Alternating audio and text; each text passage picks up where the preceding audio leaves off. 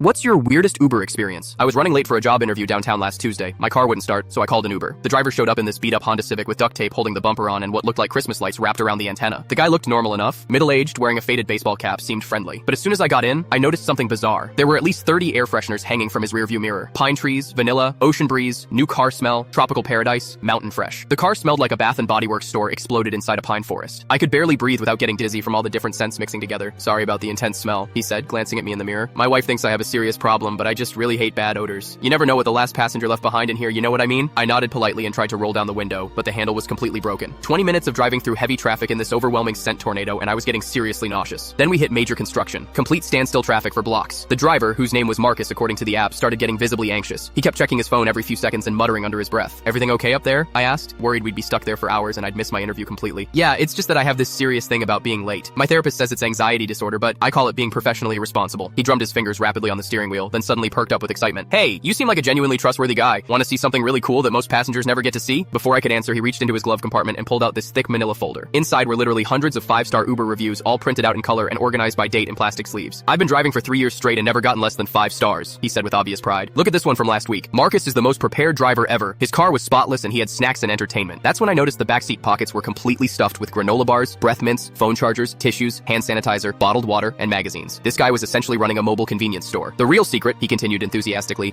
is anticipating exactly what people need before they even know they need it. Like right now, you probably want gum because of all these air fresheners making your mouth taste funny, right? He was absolutely right. My mouth tasted like I'd been chewing on a Christmas tree for an hour. He handed me a fresh pack of spearmint gum from his center console, which had at least 6 different flavors available. Traffic finally started moving again, but now Marcus was completely on a roll, explaining his entire detailed Uber philosophy. He had different carefully curated playlists for different times of day. Morning commuters got upbeat pop music, evening rides got smooth jazz and classical. He kept a detailed written log of every single passenger's preferences in case they ever rode with him again. He knew which regular customers liked the air conditioning freezing cold, who wanted to chat during rides, and who preferred complete silence. This lady named Patricia rides with me every Tuesday morning to her book club meeting. She always brings her own tissues because she cries during romance novels, so now I keep extra soft tissues just for her Tuesday rides. We finally reached my destination, and despite the completely overwhelming air freshener situation, I had to admit Marcus was the most dedicated and thorough Uber driver I'd ever encountered. As I got out, he handed me his professional business card. If you ever need a ride again, just call me directly. I'll remember you prefer the window cracked open and you're not much of a talker during morning commutes. I looked at the card carefully. It wasn't just his phone number. It was a full-color professional business card with his photo, his perfect 5-star rating, and a detailed list of available amenities. Marcus's premium ride service, where every single trip is 5 stars guaranteed. 6 months later, I actually did call him again for another important meeting. Same beat-up car, same overwhelming air fresheners, but this time he had upgraded to a tablet mounted on the back of his seat with Netflix, Hulu, and charging cables for every possible type of phone. Welcome back, he said warmly as I got in. Window cracked, minimal conversation, spearmint gum in the side pocket. How did that job interview go back in March? He remembered every single detail from our first ride 6 months ago. That's when I realized Marcus wasn't actually weird at all. He was just really, really exceptional at his job.